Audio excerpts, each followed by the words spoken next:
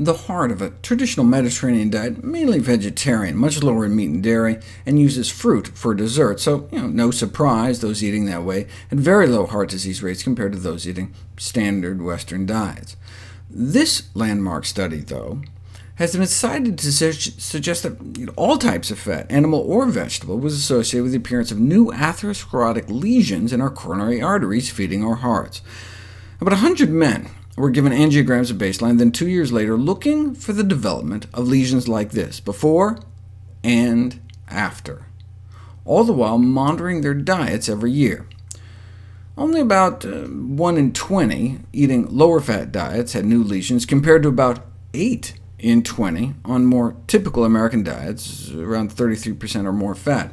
When they drilled down, though, only 3 types of fat appeared significantly to increase the likelihood of the appearance of new lesions: lauric, oleic, and linoleic. Lauric acid is a saturated fat found in coconut oil and palm kernel oil, which is found in junk food, whipped cream, candy bars. Oleic, from the Latin word oleum for olive oil, but that's not where these men were getting their oleic acid from. The top sources for Americans are basically cake, chicken, and pork, and linoleic comes mostly from chicken. So the study really just showed that people eating lots of junk, chicken, and pork tended to close off their coronary arteries.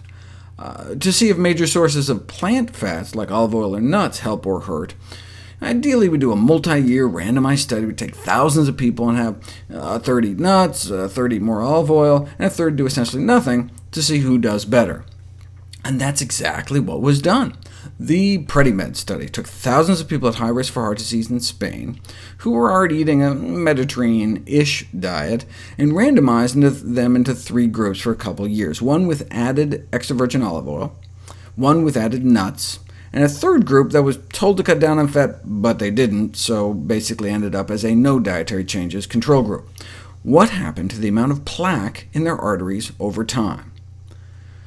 Whereas there was significant worsening of carotid artery thickening and plaque in the no dietary change control group, those in the added nuts group showed a significant reversal in thickening and an arrest in plaque progression. There were no significant changes in the added olive oil group.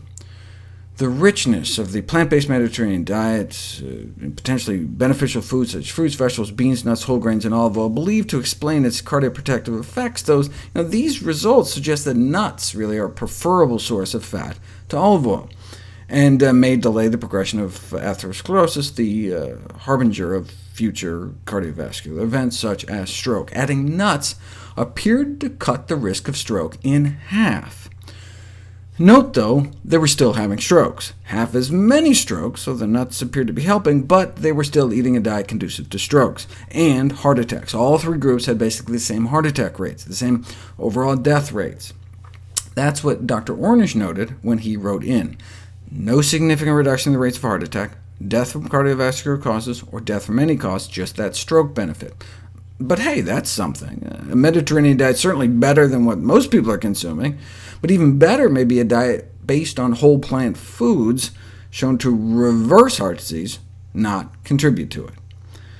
The authors of the study replied that they didn't wish to detract from Ornish's work, noting that Mediterranean and plant-based diets actually share a great number of foods in common. Yes, Ornish's diet may reverse heart disease, but the Mediterranean diet proponents argue the major problem with Ornish's diet is that it doesn't taste good, and so hardly anyone sticks to it.